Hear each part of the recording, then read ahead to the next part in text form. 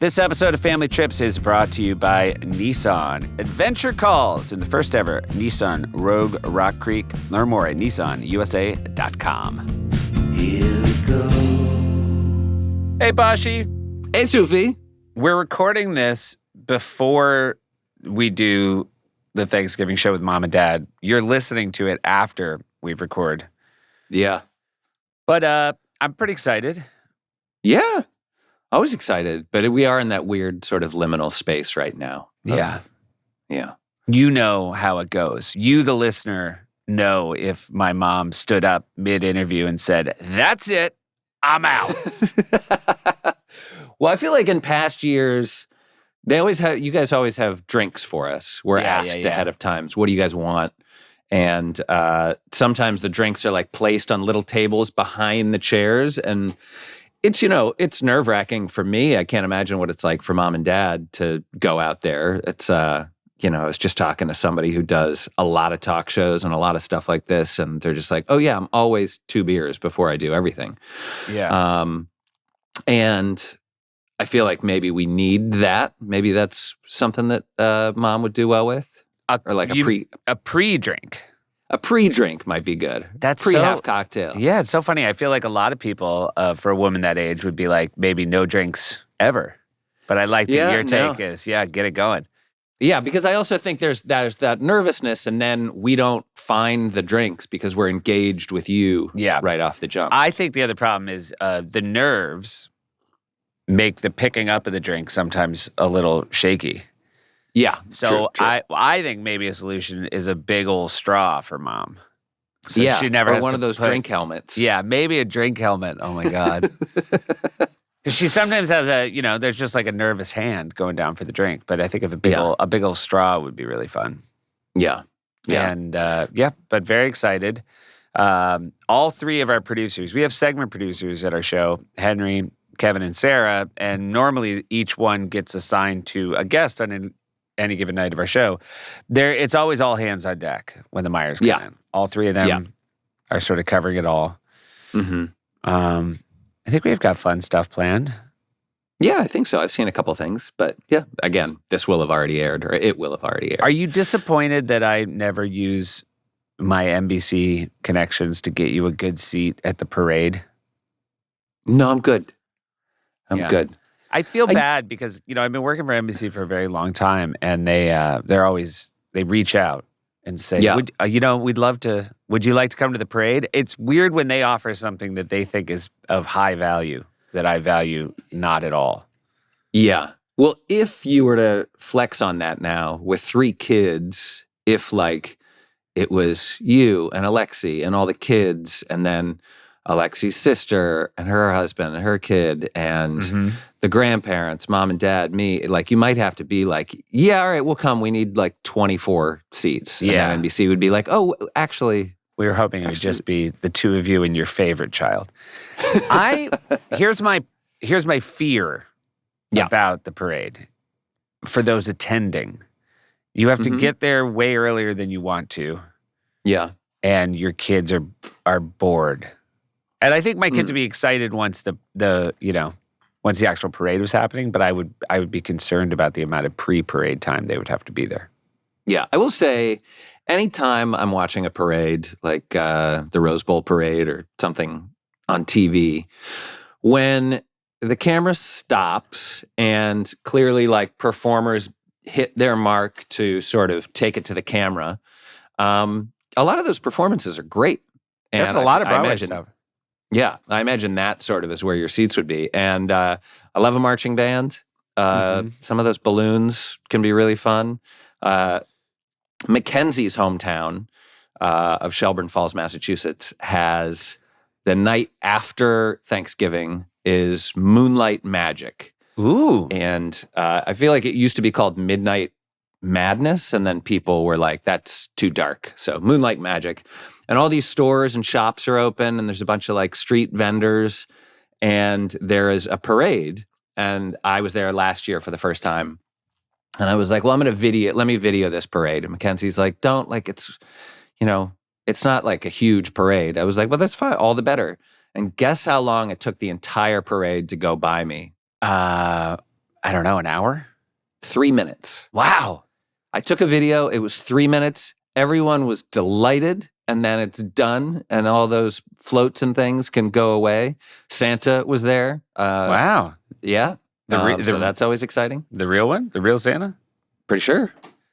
That's what he said. The great Santa thing they do in our town is the fire department has Santa come in a fire truck, and you drop off presents at the fire station. Yeah, and then a big old fire truck shows up, and your youngest kid cries real hard. Oh, yeah. Well, because it's all even before Santa comes out, they just think there's been a terrible fire. Right. But then there's a huge lighting of all the trees. I remember we used to go to that. After Christmas, you could bring your tree to the fire department, and they'd have a huge bonfire and set those babies up. It's good. I like these. I like the little, towny traditions.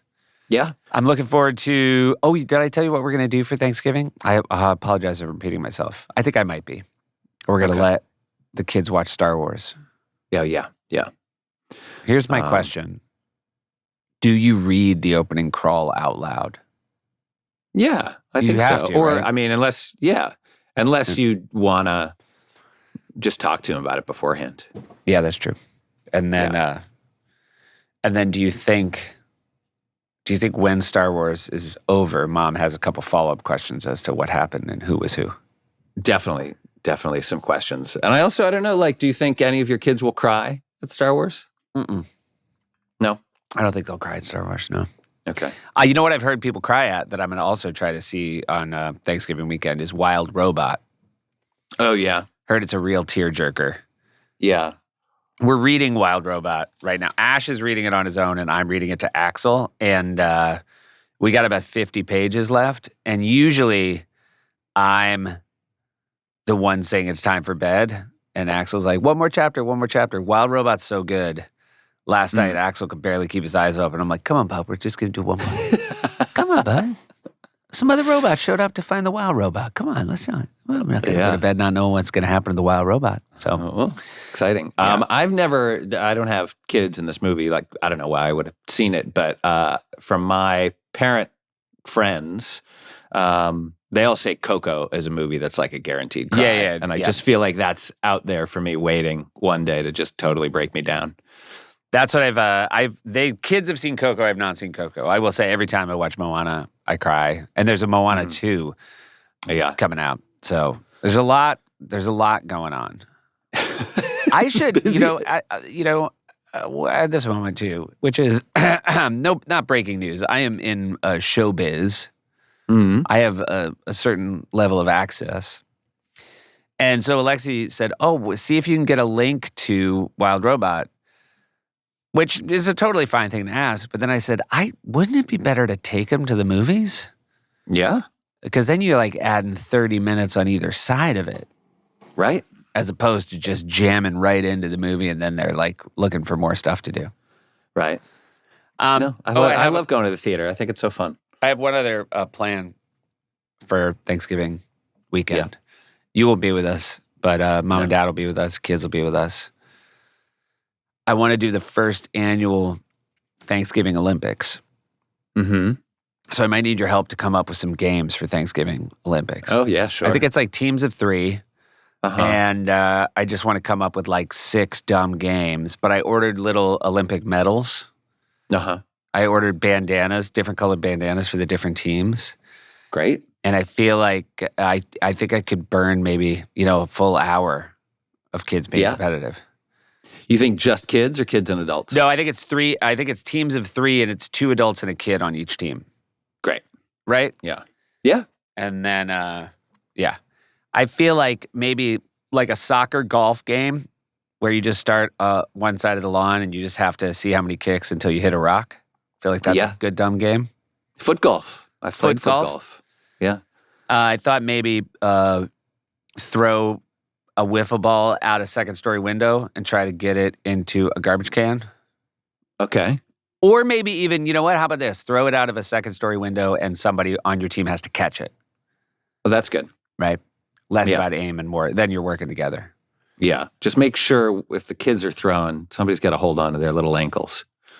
You don't want a kid going out the window. Well, I think it's at one point if you catch a wiffle ball and like a million if you catch a kid. So you're almost incentivized for a kid to go out. Yeah. And then if you drop that kid, you minus lose. one. Minus one. Yeah. Minus one. Minus one. So you got to catch, for every kid that hits the ground, you got to catch one wiffle ball. So there's just it incentivizes you to make the catch. Hey, this is not our first guest who has recently written a memoir. But based on this conversation with Josh Brolin, I really want to read this one. Yeah. Fascinating. He holds it up a few times during the interview, and it also doesn't look too thick. No, and it looks a little bit like literature. Yeah. You know what I mean? Like it kind of, I feel like this cat didn't want to put his head on his chin on a fist. Like, a life in the biz by Josh Brolin. It seems like. Yeah, no, that's not this book. And I always, shame on me. I kind of assumed since his dad, was James Brolin and that he'd been a, young actor, I kind of thought he was full Hollywood, but he wasn't. Yeah. This guy's a real life in the wild. Yeah. Yeah.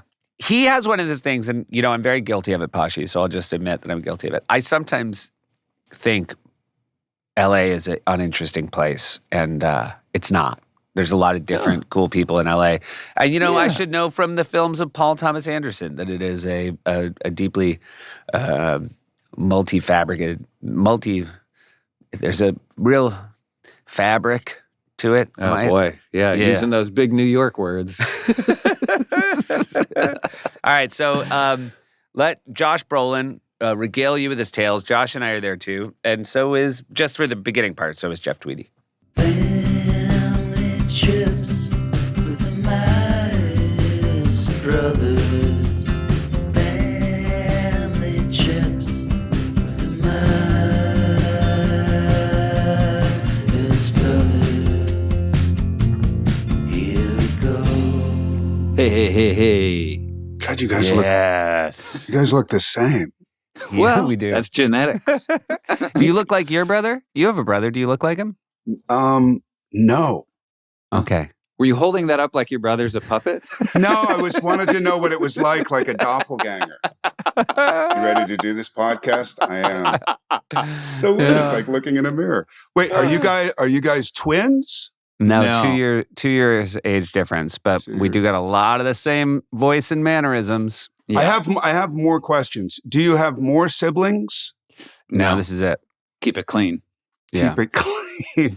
And you talk the same and you have the same humor. What the fuck? It's a trip. Ideally, we probably would have done podcasts with other people just to distinguish the voice, but we do like each other's company. Have you ever had Josh on your show? And I'm not saying not me. Yeah, oh, really? Yeah. Josh, and he'll come up again. He's every year for Thanksgiving. Wrap your head around this. The only guests on my show are my parents and Josh.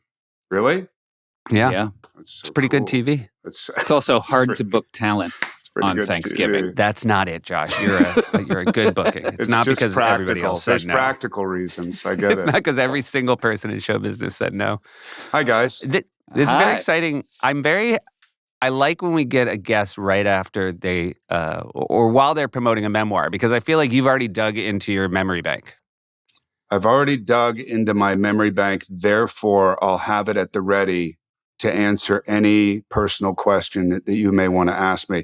It's so not true. The process of having promoted things on different levels for 40 years because of a moment that I just had. I woke up at 3:00 in the morning the other morning and I was like, I have a fan base that's very specific that I have denied for 40 years. Even though it's changed, it all has to do with the movie industry. Do you know what I mean?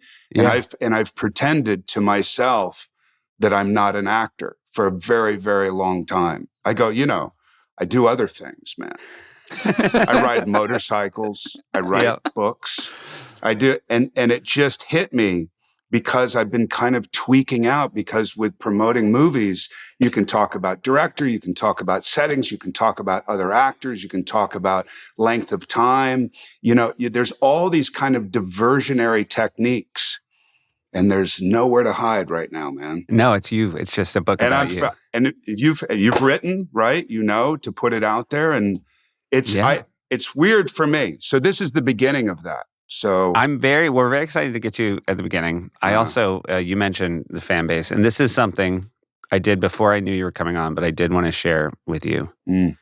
My wife and I just went to somebody's 50th birthday party. It was Halloween. I'm sorry, it was 80s themed. And my wife dressed like Olivia Newton-John, and I was Brand from the Goonies.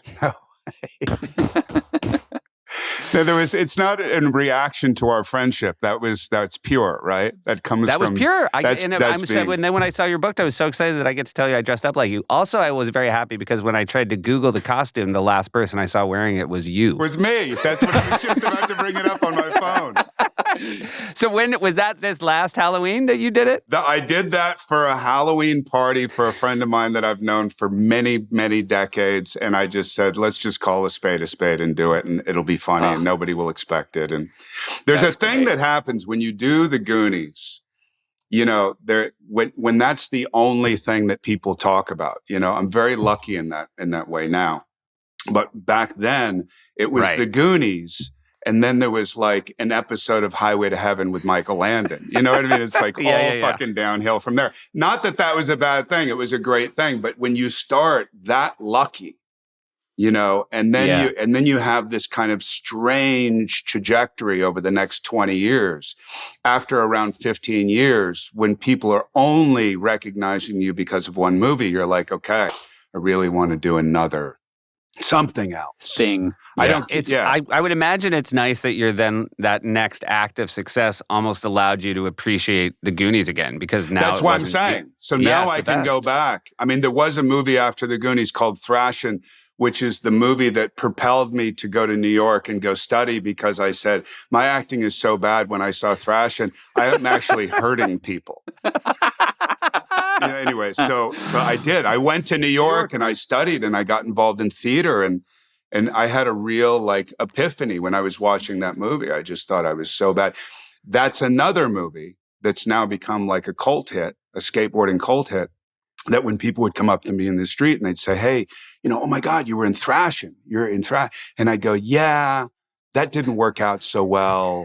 And I'd go down this kind of horrible negative road, and then people would leave all depressed. And now I realize that even a movie that bad has had a positive impact on people and turned them on to skateboarding. So when they say, hey, you're the guy from Thrashin', I go, yeah.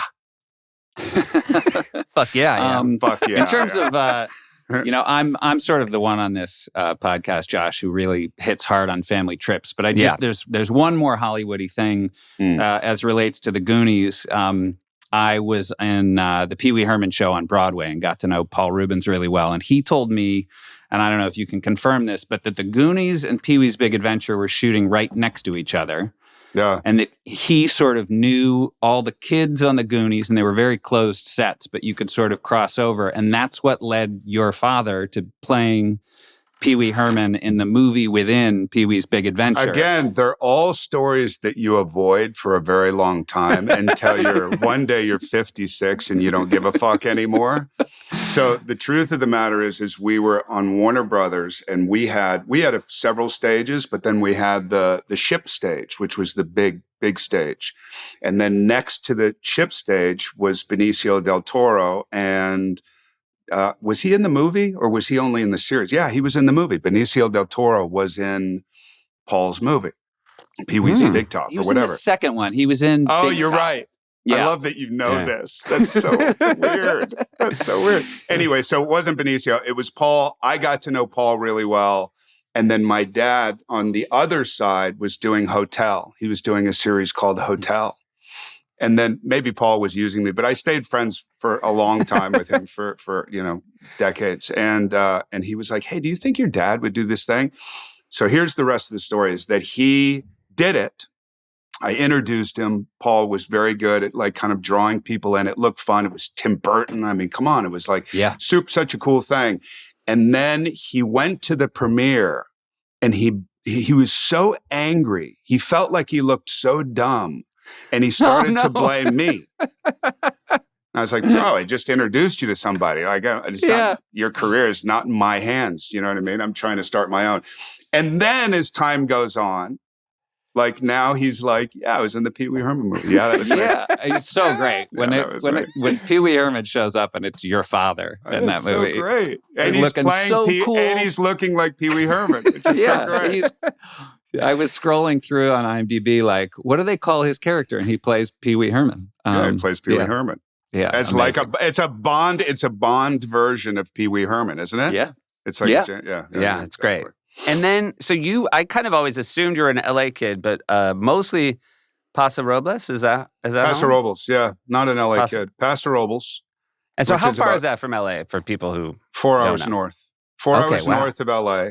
It's now known as the kind of wine capital of California. It's kind of beat out Napa at this point. And there were 2 wineries when I was there, but it was mostly, my address back then was Route 1, Box 71A. So it wasn't even like a real address. Wow. And we were way out there. And, you know, your nearest neighbor was a mile away. And we had 65 horses, you know, roughly between 40 and 65. There were some that were bred, there were some that were raced and all that kind of stuff. My mom was obviously a big animal person. And yeah, we were out there I was born in Santa Monica. I lived in the Valley until I was 5. I lived in Paso until I was 11. I lived in Santa Barbara until I was 16. And then I lived LA and New York and all over the place. I know your parents eventually got divorced, but was that home for your dad as well? Was he a showbiz guy who was living that far north? He was. I mean, it's kind of like Point Doom, which is everybody wants to live on Point Doom, I guess now. But Point Doom back then was like the place that people, like all the misfits went, who didn't want to pay for being in the center, in the Valley, right next to the studios and all that. So Sean Penn's parents used to live out there, tiny little like 900 square foot house. And it was the same thing with us. My mom, I think it was motivated by my mom just not wanting to be in the center of LA. So she was like, let's get out of here. I found a great place. It's called Paso Robles. My dad's kind of like, what the fuck? It's like 4 hours away. Yeah. Like I have to provide here. But he would drive weekends. He would go down, work on a series, and then he would drive weekends and come back up for the weekend. 4 hours. Hey, we're going to take a quick break and hear from some of our sponsors. This episode of Family Trips is brought to you by Nissan. It's time to fuel your inner adventure in the award-winning Nissan Rogue Rock Creek. So, Josh, tell me about a recent time you connected with your inner adventurer. Well, anytime it rains in LA, which isn't very often, I throw my gear on and I get out in it. And my dog Woody loves to get out there with me. And we'll start on a trail, on sort of a big fire road trail, but then we find those smaller trails where you need to crawl and get your hands dirty. And the wetter you get, the better you get. And yeah, that's what we like. I love it. What about you? Have you connected with your inner adventurer recently? You know those squirrel suits where people jump off the sides of cliffs? Oh, yeah. I just watched a YouTube video of that. But my tummy, it gave me made my tummy feel weird. Yeah. Careful. Don't watch too many of those. Whatever kind of adventurer you are, the Nissan Rogue Rock Creek is ready for you. Thanks to its intelligent around view monitor with off-road mode, the Rogue Rock Creek helps brave adventurers like you and also Seth to navigate around narrow obstacles in tough terrain. Plus, with lava red stitching and Rock Creek embroidery, you're surrounded in style no matter where you go. Up on Rogue Rock Creek, she sends me, right? Yeah, we don't have the rights. We probably can't clear that. Nope. So thanks again to Nissan for sponsoring this episode of Family Trips. Adventure calls in the first ever Nissan Rogue Rock Creek. Learn more at nissanusa.com. Intelligent around view monitor cannot eliminate blind spots. It may not detect every object. Drivers should always turn and check surroundings before driving. See owner's manual for safety information. Support for Family Trips comes from Airbnb. Hey, Pashi. Yes, Sufi. I went to your wedding, and it was at a beautiful inn. Mm-hmm. And the people who stayed at the inn had a great time. Sure. No complaints. But yeah. I've got 3 kids. We stayed 4 minutes away at an Airbnb, an A-frame. I want to stress this because ever since we left, my kids want to live in an A-frame. I just think they were blown away by the fact that a house could be shaped like a letter.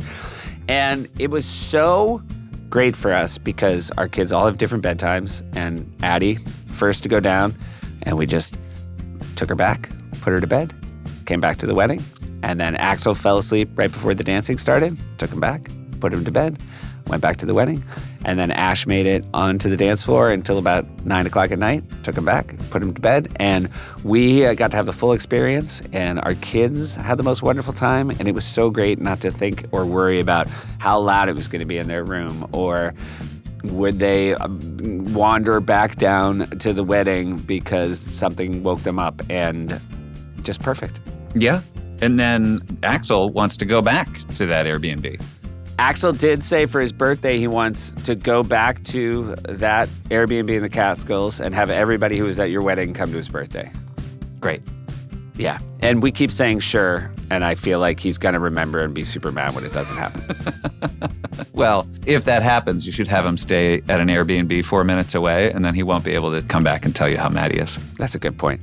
Yeah. Book your next awesome trip today at Airbnb.com. Support comes from Aura Frames. Hey, Bashi. Hey, Sufi. You know, when Aura Frames first was a sponsor of this podcast, my wife, Alexi, said, oh my God, you should just load one of them up and send it to your parents. They'll be so happy. And before I could even get to it, you had already done it. Classic Poshy move. Yeah. But the great thing about an Aura Frame is then you get a link and you can send pictures at will. And it's easier than the way we used to do it. For example, my kids just got their school pictures back. They're outstanding. Yeah, I'm sure. You know, but the nicer thing to do is get the digital file, throw it on the Aura Frame. Kind of cuts out the middleman for what we used to have to do. Yeah. Which is, you know, frame it up, wrap it up, take it to the post office, send it out. Now it's already in the frame. And it's a really cool thing. It's so immediate. It is named the #1 digital photo frame by Wirecutter. Aura frames are incredibly smart and easy to use, allowing you to upload unlimited photos and videos directly from your phone to the frame.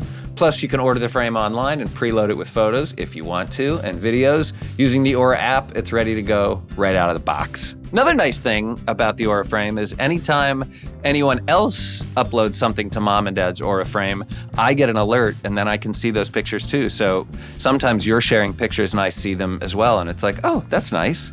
Also, save the wrapping paper, everybody, because again, this is a great holiday gift. Every frame comes packaged in a premium gift box with no price tag. Save on the perfect gift by visiting auraframes.com to get $35 off Aura's best-selling Carver matte frames by using promo code TRIPS at checkout. That's auraframes.com, promo code TRIPS. Do you want to spell TRIPS for people real quick, Posh? TRIPS. What? Sorry, were you going to say something else? No. Oh, you said PS. Oh, jeez. This deal is exclusive to listeners, so get yours now in time for the holidays. Terms and conditions apply. You stink. Here we go.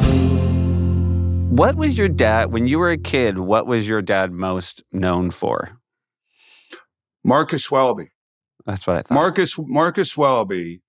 I mean, there's a couple of things. One is Marcus. So we went from no money. My dad was like lower middle class. My mom was super, like had no money growing up in Corpus Christi, Texas. So they were kind of used to it, but we didn't have a lot of money. And then suddenly my dad, he was doing little jobs here and there.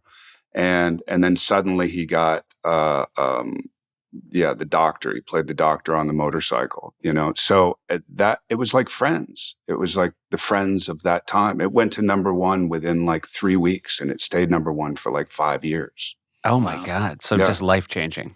Life-changing. And I was thinking about this recently. I think he'd be okay with saying this. I think he got 11 at the most. He got $11,000 an episode.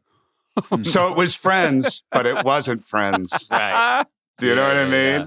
And he was, according to him, he was like, he felt rich at $11,000 an episode. But that was before Peter Falk went in there and said, I'm not coming to work, and went from $11,000 to $175,000 an episode. Falk was the guy, huh?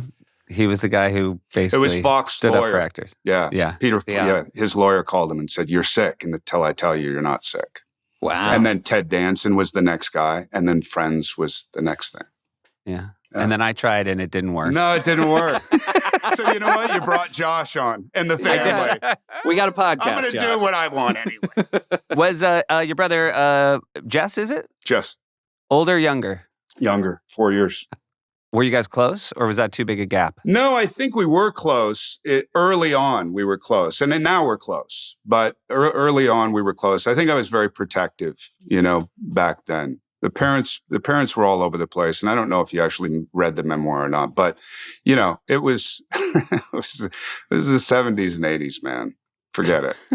Your parents had you, and then you saw them later. You know what I mean? You feel like when you see him on reruns of Marcus Welby. Yeah, you're like, oh my God. You know what? I'll tell you a funny story though. I was doing a series called Young Riders in Tucson, Arizona. And I was in this tiny little apartment. I had my kid, I was 23, maybe 22. And I'm watching TV, and my dad has always been obsessed with flying, right? He's a pilot. All that. Still talks about it all the time. I'm going to fly tomorrow, but he doesn't, or they don't let him right now. And so he goes, so I'm watching the news and I see this guy, there's lights, there's like not an ambulance, but like fire truck. And there's a plane turned upside down and it's on fire. And I see this guy jumping up and down doing this, like somebody help, like somebody put out the fire. I'm like, oh my God, poor guy. And then I lean in. And I go, that's my fucking dad. No way. What did he do? So he was famous for that too. When did that happen? I was 24. I'm 56 now. So, Did he 30s. crash a plane? He did. Something snapped in the tail as he was taking off and it flipped his plane around. Obviously, he didn't get hurt, but yeah. When you said snapped, I thought it was something snapped inside of him. No. And he just went like this. No, that's our dad. That's our dad. That's why nobody will let our dad fly. The internal snaps. So it seems like very pastoral upbringing surrounded by horses. It was great, man. I mean, look, when you grow up around horses, all you want to do is ride motorcycles, and that's what I did. Because horses are boring? No, it's not that horses are boring. I had to feed the horses. I had to ride horses. Right. You know what I mean? So when you look back on it in some romantic way, it's a really amazing way to grow up. And my mom having ran a wildlife way station and having wolves and having mountain lions. I mean, I have a picture. I'll show you a picture right now of me in the crib with a mountain lion. Like the worst parenting imaginable. But again, when you look back on it, what comes out of that? A book, Yeah. Was it a full-grown mountain lion or a baby mountain lion? No, obviously not a full-grown mountain lion. Here, I'll look I for the like when you picture. said earlier, 70s and 80s, I think a lot of people listening are like, oh, yeah, man, I remember that. And then I think when you said mountain lion, they're like, oh, I also think it might be different for you. Yeah, it might be. Exactly. Exactly. It's like, aren't you going to talk about No Country? It's like, no, I'm going to talk about being in the cage with a wolf. Well, it's almost more interesting. Of everything that went wrong for your character in No Country, at least you didn't have to get in a crib with a wolf. I know, exactly. Wait. Bear with me for 1 second. Like, there it is. There it is. God, that's amazing. Wow. It's not a cub, man. No, that's it's an not. adolescent, Yeah. Right. maybe a year old. I don't know, something like that. Big enough. Big enough. Big Eat a enough. baby. So yes, being out there were two friends. There was Danny and Robbie. Danny lived about 1.5 miles down the street. Robbie lived across the valley. So if I say across the street, it's literally, 3/4 of a mile. And then when we'd want to meet at the bottom of our driveway was probably 3/4 of a mile long. And there was a bridge at the bottom and you'd yell, I'll meet you at the bottom, and all that. And it would echo and echo until it finally got there. And then we would meet, at the bridge and we'd do Would you meet whatever. up on motorcycles? Would Danny and Robbie also Eventually. have? Yeah. Eventually, like when we were kids, you'd walk, in the ice down to the school bus, every day. And there was a moment where, the actor thing, it's really funny because I think about it now because people talk about Nepo babies and all that shit now. And you go, yeah, I guess there's a positive in people going, we'll open the door because we want to see. And there's also a negative where people go, I don't want to help you out because I'm sure everybody else is helping you out. And yet if everybody's thinking in that way, nobody's fucking helping you out. So, Right. and you got to show up and you got to, maybe you'll get in the door, but you got to You actually have to do the job and be good.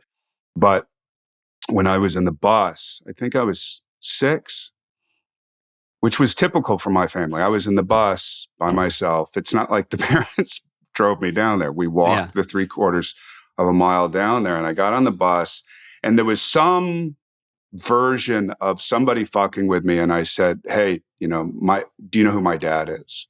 And they kicked the shit out of me on the bus, which is probably the best thing that ever happened to me. Yeah. Because there was some version of Kool-Aid that I had drank at that point at 6 years old that I threw up immediately. Yeah. Yeah.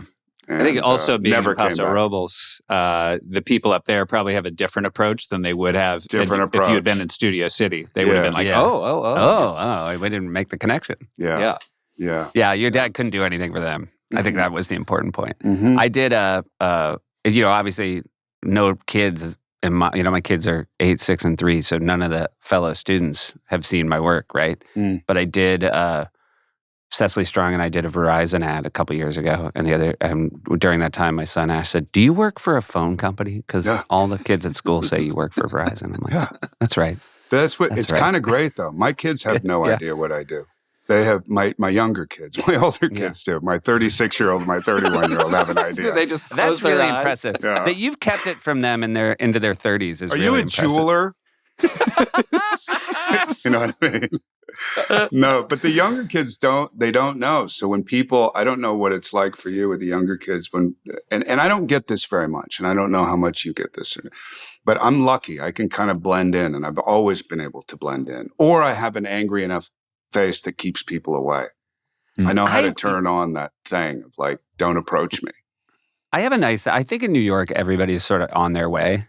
So I walk my kids to school and there's a lot of like, hey, love the show, but nobody slows down. So it's like, but that's a very New York thing, Yeah. I mean, I experienced that in New York too. When I go to New York, it's usually a super loud, like, yo, yeah, Yeah. which I like.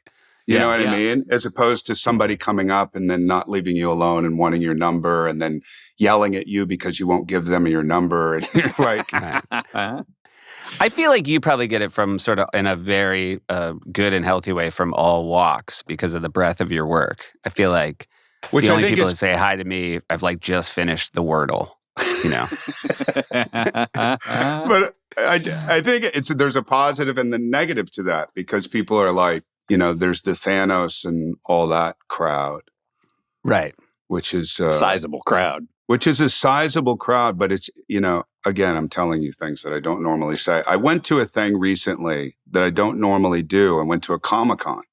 Yeah. And there was something very revealing about it. As I was going, I'm like, what am I doing here? And, kind of being negative about it. And then I kind of got turned on to a different, very human aspect of it, which is the need, picking up on the need of people's to use those types of movies to feel valid or powerful. Oh, yeah. It's community. Yeah, but it's an obvious thing, but to really see it and to actually appreciate it, to say, this actually brings value to your and then you see people come up and they go, hey, when you, did you think about when you snapped your fingers and killed half the universe, did you think maybe you could snap your fingers with that kind of power and double the resources? And I was like, fuck, they're right. Why didn't I do that instead of? Hey, look, you don't have to wear the crimes. You don't have to wear Thanos' bad decisions. That's not on me. No, it's not on me. I think my second year at SNL, I went to Comic-Con just to go to Comic-Con because I am a comic book fan. Yeah. And it was, but I ran into people I'd met and they were like, what are you here promoting? I'm like, no, just looking at comics. Just a fan. Just a guy. Just a fan. Are you a comic book guy? I was a big comic book guy growing up. Yeah, loved him. Not me, Josh. Not you? Me. Nope. No. That's where you guys are separate. That's where we have some separation between us. So what were you guys? Did you ever go on the road? Were you? I feel like you were a road trip family. I feel like we've read that was something you did. No, all the time. I mean, we used to do, especially with my older kids. I mean, So I have 36. My daughter just turned 6 2 days ago. So 36, 31, 6, and 3 is what we have. Wow. And so I like literally will spend my entire adult life raising children. From 19 when she was pregnant to however old I'll be when I think I'm 70 when Chapel graduates high school. Right. So my whole adult life. And then You must be great at it. maybe. But we used to do these themed trips, like Trevor and I, when I was 4 years old. Like, we'll talk about family trips, but there was one particular trip that I remember where Trevor and I, who's 36 now, when he was 4, I took him to France. And we always themed the trips. So we did basically a happy face of France.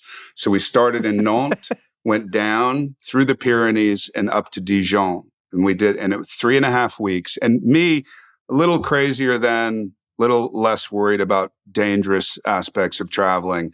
So we would hitchhike, we would take the train, we would walk, and I would bungee cord him to the top of my backpack. We would stay in hostels, all kinds of shit. And I would bungee cord him to the top of the backpack. So when he fell asleep, he would just hang there and wouldn't fall off the thing because he was only 4 years old. But amazing, like, moments. We were staying in a tent of maybe 30 people in some small village in France. And my son woke up and woke me up and said, I'm really hot. And I felt his head.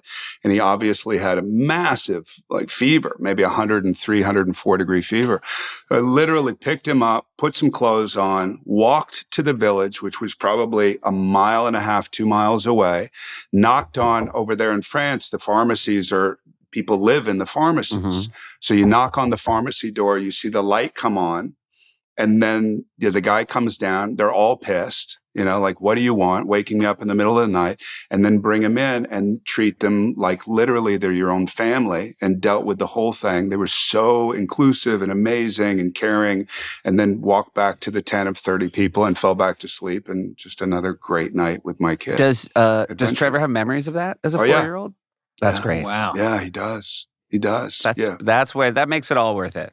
Because the worst would be if he's like, if you say so, Dad. Yeah. No. He does. He does. And they never stopped. They were always, I took my daughter through England and we did a lot of stuff together. We went to Wales together. I mean, even when my wife and I, the mother of my older kids, were not together, we still would travel together.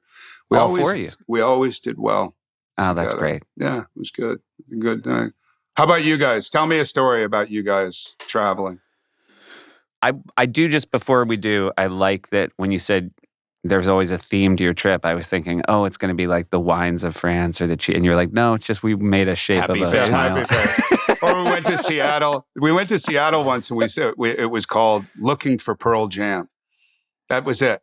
So we would run around the streets going, excuse me, have you seen Pearl Jam? And then I would be behind Trevor and I'd be going, and they go, yes, I think I saw him go that way. I go, come on, Trevor, let's go. And we'd run down the street looking for Pearl Jam. You vacationed like a Billy Eichner sketch. Seriously.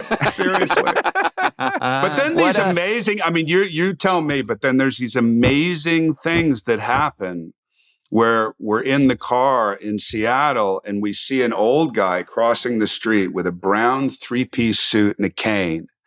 And I'm going, Trevor, look at him.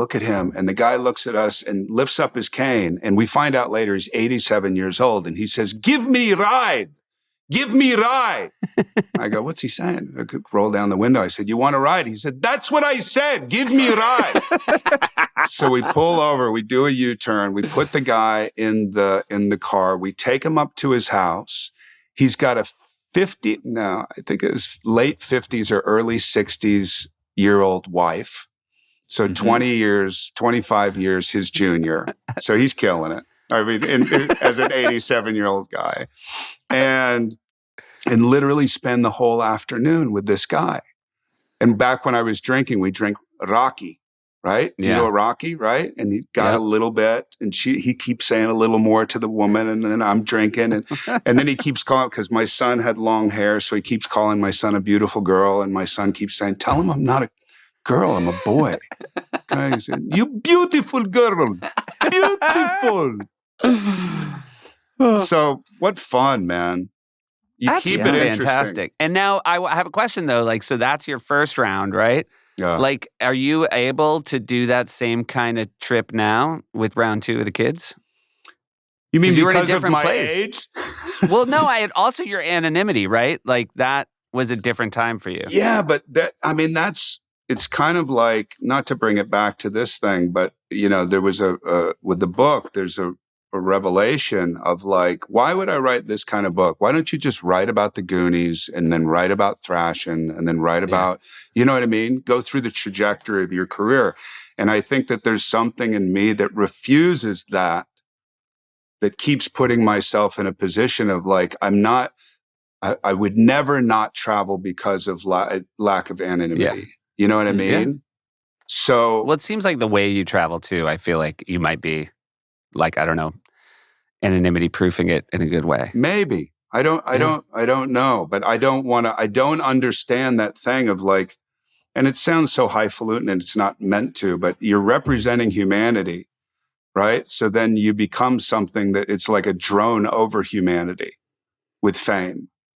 And I hate that idea. You're like, how do you write about humanity and our trials and tribulations that people can identify with or laugh at or whatever? And you're sitting here in a huge mansion, kind of looking down on everybody going, it's tough what we go through, isn't it, guys? Yeah, some things don't open. Some movies don't open. Yeah. And I've always had this weird relationship with that, weird resistance. Meeting that 87-year-old guy and spending the afternoon with him, was that sort of a one-off, or did you have sort of a knack for spending time with people that you would meet? Like, would you hang out with the people that you hitchhiked with, or do you find yourself at people's homes often when you're traveling? But that's a lot easier when you drink. Okay, yeah.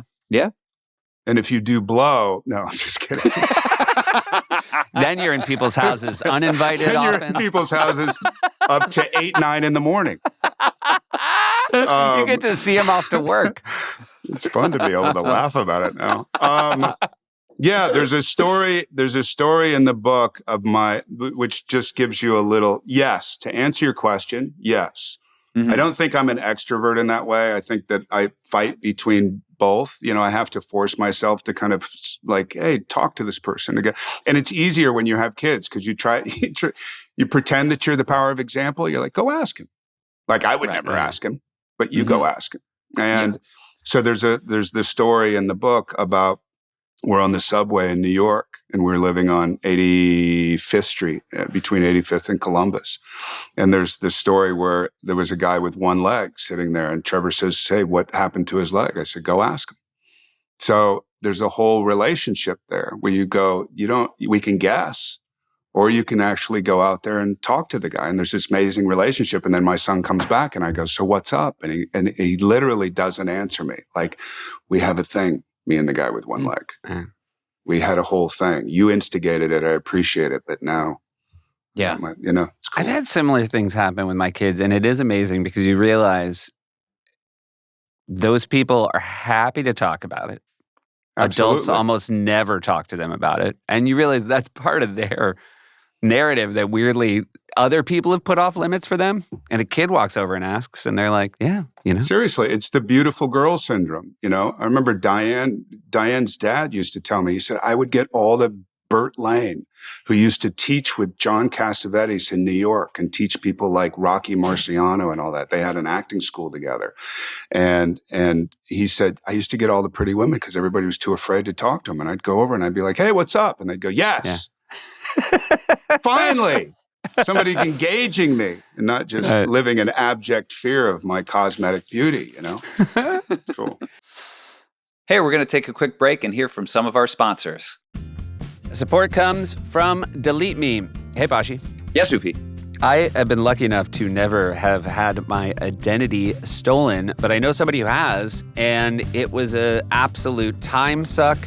It was a violation and a cloud that basically hung over their lives for about a year. Look, when your name, your contact info, your social security number, your home address, information about your family members, when that stuff's all online, data brokers are going to try to get to it and they're going to try to sell it. And those data brokers don't really have your best interest at heart. They make a profit off your data. Your data is a commodity, and anyone on the web can buy your private details. This can lead to identity theft, phishing attempts, harassment, and unwanted spam calls. But now you can protect your privacy with Delete Me. That's why Poshy, personally recommend Delete Me. It's a subscription service that removes your personal info from hundreds of data brokers. Delete Me sends you regular, personalized privacy reports showing what they found, where they found it, and what they removed. I love those reports. You love a report. I love a report. And when a report tells me how much time I have saved by having some program running on my behalf to stop the bad guys, that's the kind of report I'm all about. And then you use that time to go walk your dog. I walk my dog, I listen to audiobooks, I record podcasts, I might watch a show. So take control of your data, keep your private life private by signing up for Delete Me now at a special discount for our listeners. Today, get 20% off your Delete Me plan when you go to joindeleteme.com/trips and use promo code TRIPS at checkout. The only way to get 20% off is to go to joindeleteme.com/trips and enter code TRIPS at checkout. That's joindeleteme.com/trips. Code, tell him, Poshy. Trips. Support comes from Rocket Money. Hey, Poshy. Yes, Ubi. So most Americans think they spend about $62 per month on subscriptions. What do you think the real number is? I don't know. I mean, that sounds about right. Wrong. It's like $300. Whoa. It's a huge difference. Yeah. $238. I'm good at this stuff now because I'm teaching my kids math. $238. Even if just a couple of subscriptions fall off your radar, those recurring payments you don't even know about could really add up. And Poshy, you know me. Yeah. Nobody is worse at keeping an eye on their finances than old Sufi. Oh, yeah. You shouldn't be in charge of it. No. And thanks to Rocket Money, I barely have to be because they're the ones who say, hey, did you know you signed up for a fantasy football newsletter years ago that you have nary taken a peek at? Probably in the past paying 7 like years? $12.99 a month for? Yeah. Yeah. But I'll tell you this, that's no fantasy. Well, Rocket Money is a personal finance app that helps find and cancel your unwanted subscriptions, monitors your spending, and helps lower your bills so you can grow your savings. It's not just that, Poshy, and how dare you think it just that. They also easily create a personalized budget with custom categories to help keep your spending on track. See your monthly spending trends in each category and know exactly where your money is going. One of my favorite features of Rocket Money is that they will even try to negotiate lower bills for you, sometimes by up to 20%. They automatically scan your bills to find opportunities to save. Then you can ask them to negotiate for you. They'll deal with the customer service so you don't have to. They're the ones on the phone being like, hey, he doesn't need your help, you fantasy website, you. Yeah. He knows who the players are. Rocket Money has over 5 million users and has saved a total of $500 million in canceled subscriptions. Half of that's me. Saving members up to $740 a year when using all the app's premium features. So stop wasting money on things you don't use. Cancel your unwanted subscriptions by going to rocketmoney.com/trips. That's rocketmoney.com/trips. rocketmoney.com/trips. Here we go. Did you have a parent where this adventure and this seeing the world came from? Was it both of them? Was it one of them? I think both of them have it. Like I remember having a really nice moment with my dad in Tucson, Arizona when I was doing that show, Young Riders, and we were sitting in the kitchen and we had a lot of like really kind of base talks, you know, like what do you like to do kind of thing. And I remember him talking about driving from LA up to Paso Robles via the I-5, and putting the top down and turning the heater all the way up, turning up the music and then seeing, you know, just stars because there's no hint of light anywhere. And so there's obviously a sense of adventure in that, you know, a sense of wanting to be kind of out in the elements. And he liked camping, and his dad, and then I'll talk about my mom in a second, but his dad did some wild shit. Like my grandfather not only put himself through Caltech himself while working full time, super smart guy, ended up working on Learjets, was, what do you call it? I can't remember now, but so just adventure was part of his thing and constantly mixing it up. So he took off to the Superstition Mountains to look for the Lost Dutchman's gold mine for 3.5 years. Oh my God. and lived off the silver that he found. Like there would be Wow. blood, and would send silver back to Newport Beach, back when Newport Beach was like a working class community. So there was always that in my family, and hearing those stories obviously instigates you to want to be a part of that, you know. But my mother was the one. My mother, you know, didn't fly. I think she flew a couple of times if she had enough booze. And, but she drove 50, 60,000 miles a year. So, it wasn't rare that she would wake up in the middle of the night, or she'd wake us up in the middle of 2 or 3 in the morning, literally, and say, like, get in the car. And we'd be like, it's 2 in the morning. Like, we have school. And she goes, but I want a Whataburger. And you go, a Whataburger, which is a Texas chain, right? Yeah. We go, but that's in Texas. And she goes, I know, I'm hungry. I want a Whataburger. Get in the car. And we literally would spend 2.5 days in the car, my brother and I, to go get a Whataburger.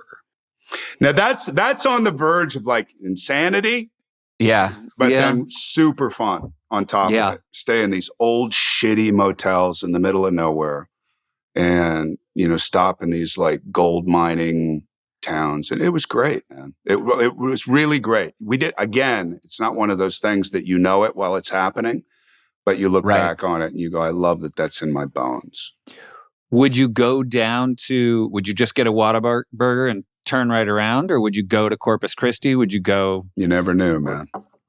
Okay. You never knew. You might go to New Orleans. You might, there might be another kind of, let's go to New Orleans and go listen to some blues in the French Quarter, which happened often. So I remember being like 8 years old and being in a bar and listening to a blind guitarist singing. Just fucking fantastic. Yeah. Was Fantastic. in the car, do you remember it? Are you guys all talking? Is your mom just blasting tunes? Like what's the vibe? When we were on the- all the vibe was country western always. Yeah. And, you know, that was we were kids, so that was still the 70s. So there was, outside of country western, there was Janis Joplin a lot. She loved Janis Joplin, but it was more George Jones and Waylon Jennings, George Strait, even Mel Tillis.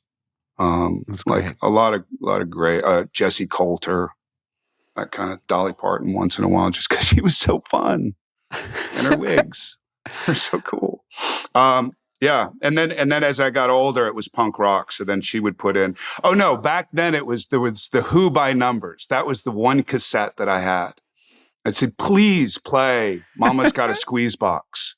Oh, love. She goes, "That's Squeezebox is an amazing song." And my mom goes, "This song is so gross." I go, "Just play it once."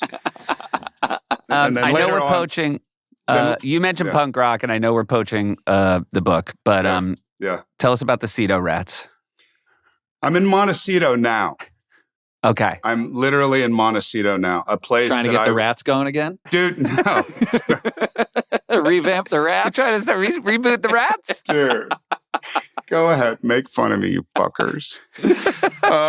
No, it's a place that I was positive I would never come back to, for Okay. sure. And I'll tell you the weirdest thing, man. Again, it's like revealing way too much. But do you know what Bell's palsy is? Of course. Mhm. Okay, so I got Bell's palsy 17 years ago. Oh, wow. When I was, and ironically, I didn't put it together until now, but ironically, it was when I was contemplating moving back to Santa Barbara.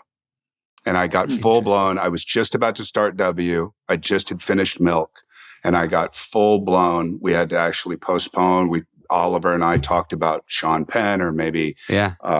Sam Rockwell doing it or whatever. And then he said, "You're the guy and we'll wait." And we postponed for 6 or 7 weeks. And I got my full face back with the exception of like a little slower blink or whatever. But it was super scary time, super strange time. Cut to 17 years later. My wife and I have been, we've got this place in Malibu, little tiny beach shack. We kind of built on it. Spent 6 years kind of making it our own. It was going to be for the rest, for all intents and purposes, for the rest of our lives. And then right when we finish, we want out of here. We want to, should we go to Europe? And we'd been talking for a couple of years. Should we go to East Coast? Should we go this? And then out of frustration, of just like what do we just have to, why don't we just be on perpetual travel? And I brought up Zillow and I brought up Santa Barbara, and the first house that came up was the house that we bought. Wow. And it was Joe Walsh's old house in the 70s, which I love the idea of. Yeah. Because, there's just bindle after bindle under the floorboards. I think there were a lot of people were maybe leaving there at 8, 9 in the morning. Definitely. So in the process of getting rid of Malibu and going up to Santa Barbara, which sounds so bougie, but I contract in that stressful moment by doing SNL and and then Dune Press and all that stuff and kind of running on fumes. I get Bell's palsy. I get a mild case of Bell's palsy again. And I go, how fucking strange is that, man? The 2 times I'm talking about moving back to Santa Barbara and suddenly my face goes, "Kuh." You know what I mean? I'm talking about, we can't move. We can't look at me. And then we did, and we just kept kind of forging forward, and within a week I got back up here, and it's incredible. It's incredible up here, but there's no way to tell stories about the Cito Rats and have it kind of match what it actually was. And it was a severe group of kids. So there was Dahui on Oahu, there was the Bra Boys in Maruba. There was Wolfpack in Kauai, and all these are kind of all these are kind of known surf groups. I'm not going to call them gangs; they're surf groups, surf communities that were pretty severe. And then our little thing that we were known as the Cito Rats. And the truth of the matter is out of those 50 guys, 36 didn't make it. 36 are gone. Now that speaks to the severe part of the Cito Rats. But all you got to do is attach Montecito to it again, and you're like, that's a lie. That didn't happen. Wow, 50. That's 36 guys. Of thank those goodness guys. You're on the other side of it. No, and that's what I'm now. Hence the Bell's palsy. You go, if I go back there, and my wife is like, it's so nice there, and it's so wonderful, and it's actually not what you think. Like there's a half of Montecito is kind of bougie and older, and then you get outside and you go to the harbor and you go to the Mission, and it's an amazing community, and everything is within 15 minutes. And we just went through Halloween. I've never seen celebrations like these people pull off, and it's very it's a lot of firemen that we've met, and a lot of all just a whole like diverse community, but.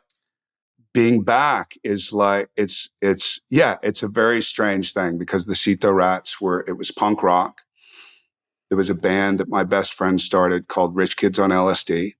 Great. And RKL, which actually became a well-known band that influenced a shitload of bands, but never really got their comeuppance. They never became hugely famous. But if you talk to people in Nirvana, if you talk to Dave Grohl, if you talk to Eddie Vedder, all of them know Rich Kids on LSD. And they're like, oh my God, greatest band ever. And then just a lot to, I don't know what to tell you, man. It's fucked up, bro. Cito Rats, you had to live it to know it. Up. Is your wife a West Coaster? No, she's Southern.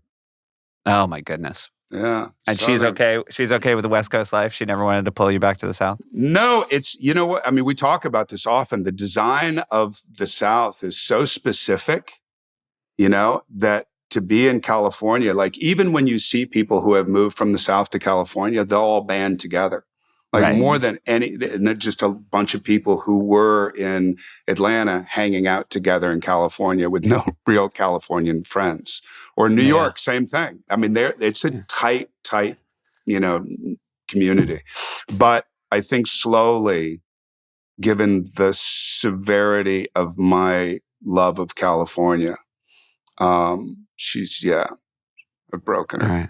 That's Well, good. also when you get Central Coast in California, it starts to feel a bit Southern, I find. In what way?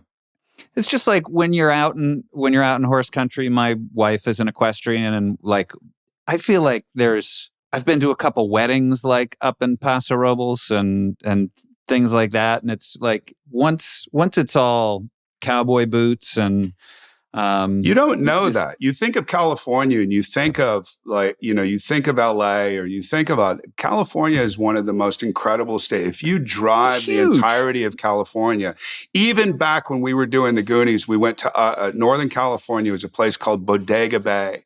And we had done probably 2 weeks of outdoor shooting in Bodega Bay.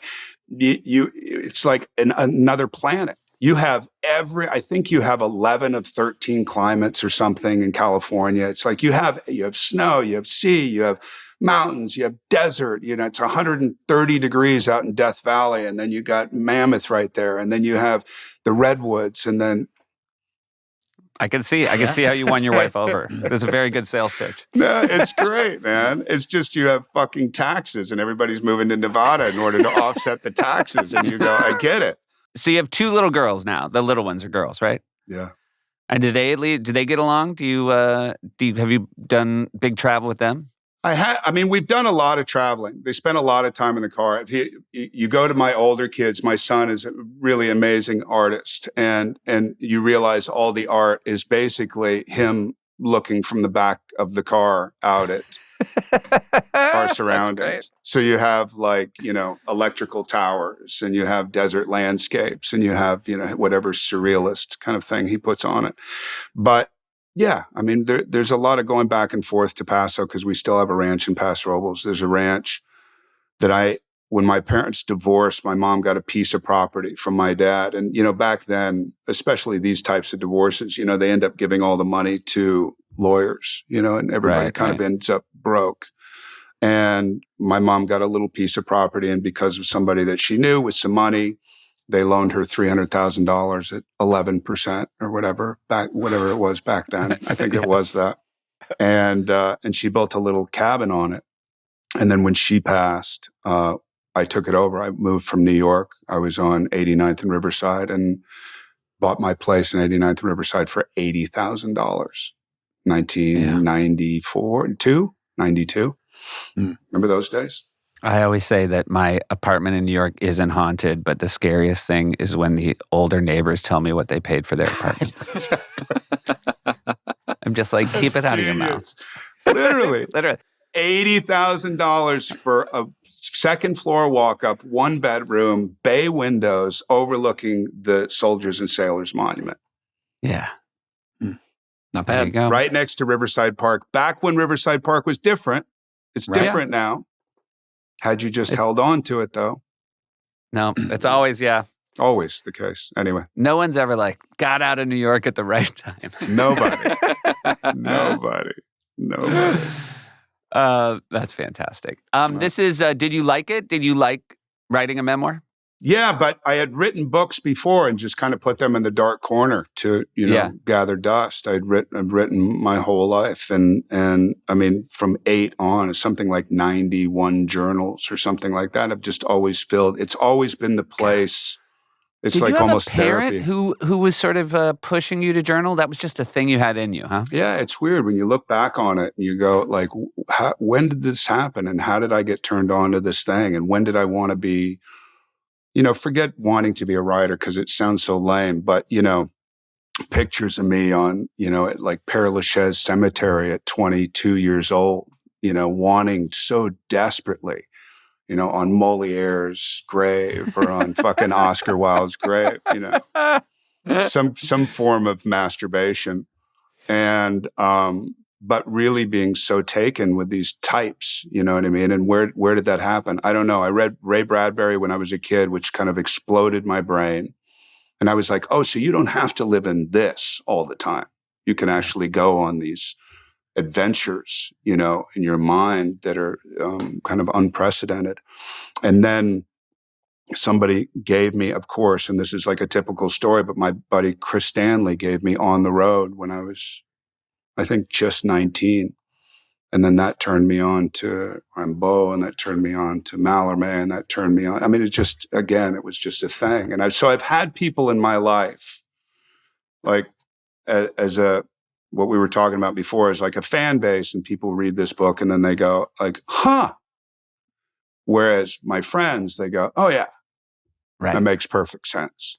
Yeah. You know what I mean? It's a very different thing. So there's been this weird kind of relationship with literature and that kind of adventure, as opposed to, and I think that came from my mom. My mom was, which I think a lot of writers have. It's just like, how do we make it more vivid? Right. Mm-hmm. We can take acid if we're the Cito Rats. But that's not a long-term plan. That's not a long-term plan. It was for some people, but man, can you tell? Yeah. What I mean? Yeah. Permanent You're Bell's like, palsy. is that, yeah, permanent bells. Exactly. This has just been, you're a real one. I mean, you always have been. I'm always so happy to see you, Josh. I'm And I'm always glad so my happy to Josh see you finally too, got to man. meet you. Me Yeah. too. Me too. What a pleasure, man. We have some quick questions for you, and then we're going to let you go. But these are the questions we ask everybody here on the pod. All right. Here we go. You can only pick one of these. Is your ideal vacation relaxing, adventurous, or educational? Adventurous and educational. Fuck What is your relax. favorite? By the way, I love that you just blew past you can only pick one, and Josh is so intimidated by you, he didn't call you out. He just accepted it. He was making the mean face. It was the mean face that Yeah. people know. He was But making don't that you see, like right when I answered, he looked out Yeah. for a second. He went, "No." Yeah, No, he was like, where that was a, I don't want to talk about thrashing face. What is your Right. favorite means of transportation? Train. Okay. If you could take this one gets trickier. Mine take is it- a plane piloted by James Brolin. Or Harrison Ford. And, Yeah, and either by one. the way, one of those suits like you have in surfing that immediately when there's something that could go wrong, it goes. If you could take a vacation with any family, alive or dead, real or fictional, other than your own family, what family would you like to take a family vacation with? Wow, dude. Yeah. What a great question. Jesus Christ. No. Wow. What family? What family? What family?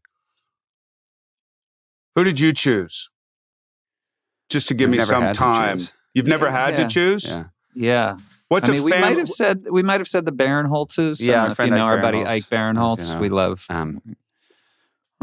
God, the bucket list family. There's a God, I don't even know their real name, but the bucket list family literally travel nonstop year round, and they have Right. 3 kids.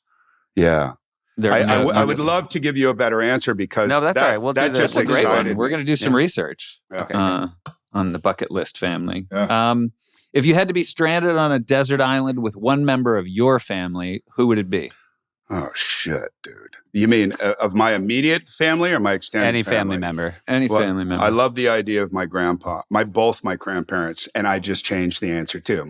Both my grandparents, not just one. Fine. Wait, I mean, I'm gonna go with the one that looked for the Dutchman's gold for 3. That's what I mean. yeah, Dutch Goes to gold, those. that guy. Yeah.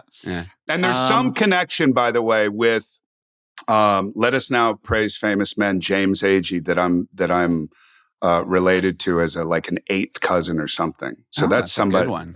That's somebody else I'd like to Great. hang out with. Paso Robles, is that your hometown? Would you say? No, I'd say it's where I was raised. Okay. So what is your hometown then? I don't have one. Okay. All right. Next question. I'm Well, you- enjoying this emotionally yeah, with you, yeah. Josh, way more than I am answering the questions. I like that you just, right at the end, you got super cagey. Like you just did a tell-all podcast, and then you're retroactively being like, "I'll never tell." Yeah. Well, anyhow, you were raised in Paso Robles. Would you recommend Paso Robles as a vacation destination? Yeah, I would for people who love to drink. Yeah, and drive. Okay. So Motorcycles? maybe for other people, steer clear. Yeah. No, horses. It's an amazing place. I've Nacimiento been there. It's Lake. Nacimiento Lake, the wineries, it's a great place. It's a great place. Even better Beautiful. now than it was. And Seth's got our final questions. Okay. Have you been to the Grand Canyon? Yes, many, many times. So it's worth it. It's absolutely worth it. Have you been to the bottom of the Grand Canyon? No. Neither of us. Even more worth it. Have you been to Copper Canyon in in Mexico, which is 3 times the size of Grand Canyon? No, they don't. No. Have you hung out with the Tarahumara Indians in Copper Canyon? Often. I have. Now that part I have. Not in Copper Canyon. In Times Square, weirdly. I got some questions. Oh, yeah. Oh, you I got turn the some tables on questions. us? You think you could turn the tables on us? No, yes, many times. I think Grand Canyon is absolutely worth it. What's the best way to do it? Hike down or rafting trip or? Cito Rats, 13 years old, take 2 hits of acid and then drive there. And by the time you get there, you'll be peaking. It's perfect. It's an amazing view. Cito Rats. Cito Rats. Cito Rats forever. And there's 14 of you left? No, there's more. It's funny when I talk about it. I have old school Cito Rats because there are no Cito Rats anymore, except for the guys that were. And guys call me or they say to a friend of mine, "Tell Josh, some of us aren't dead." It's not like all of us died. Some of us are still around working and all that. Yeah, all right. Yeah. Well, I do hope. I mean, I hope to see you soon, and I hope to bump into a Cito Rat any Well, one of if these you days. see me, you will. All right. All right. Love you, buddy. This Love was you, the best. pal. Thank you. So much fun. Thank you both. Thank you, guys. All right. Later. Family trips with the Meyers brothers.